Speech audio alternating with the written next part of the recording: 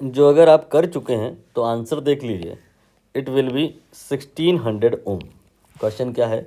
A uniform wire of length l and radius r has a resistance 100 ohm, it is recast into a wire of radius r by 2, new resistance will be what? क्या मतलब है? जो अगर हिंदी में बात करें तो ऐसा कि एक वायर है, उसकी लेंथ एल है, रेडियस आर है, उसको मेल्ट किए और दोबारा बनाए। जो दोबारा बनाए तो अब की बार उसका रेडियस आर नहीं रखे हैं, आर बाई 2 रखे हैं। डायग्राम के थ्रू अगर बात करें तो कहानी कुछ ऐसी है। ये केस 1 है जहाँ पे वायर काफ़ी मोटा तगड़ा बनाया जाएगा, और दूसरे वाले केस में जब वायर बनाया जाएगा तो प्रश्नानुसार रेडियस कम कर ली गई है, ये मैंने कम कर दी, तो फिर आपको ये आभास नहीं हो रहा है कि मटेरियल भी यहाँ पे कम हो गया।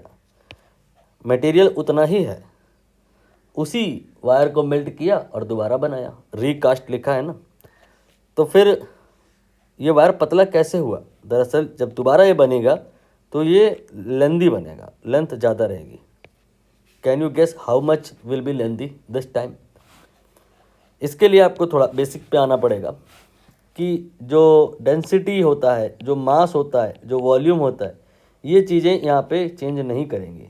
भाई ऐसा थोड़े ना होगा कि रीकास्टिंग के दरमियान जो कॉपर का वायर है वो गोल्ड का हो जाए, या 1 kg वायर रीकास्टिंग के दरमियान अपने आप प्रकट हो जाए, 100 kg का हो जाए।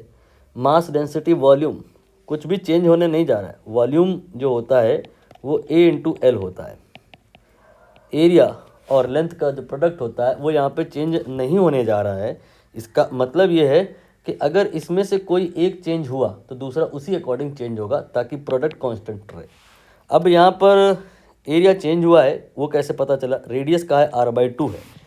आपका जो एरिया होता है ना जी, वो पाई आर स्क्वायर होता है, तो आर का यहाँ स्क्वायर है, तो ये 2 के फैक्टर से डिवाइड हुआ है, 2 के फैक्टर से डिवाइड हुआ है रेडियस। तो एरिया 2 नहीं, 2 का स्क्वायर 4 के फैक्टर से डिवाइड होगा। यहाँ एरिया ए होगा तो यहाँ एरिया ए बाई 4 होगा। Here you said A into L, ये कांस्टेंट होगा।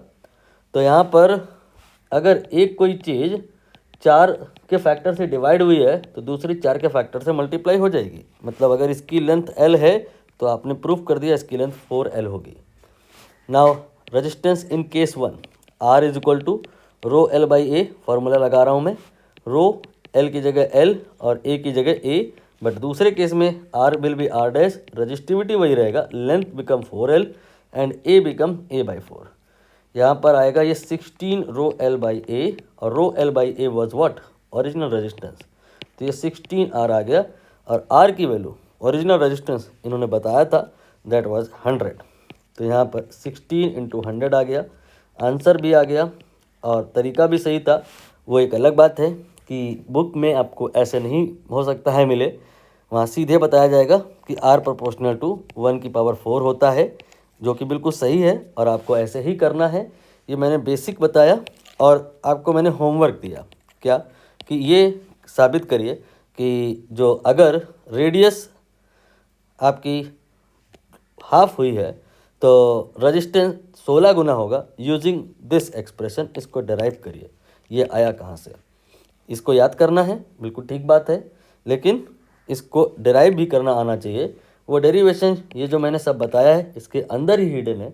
ट्राई योरसेल्फ, खुद से करिए, नहीं होता है तो पूछिए।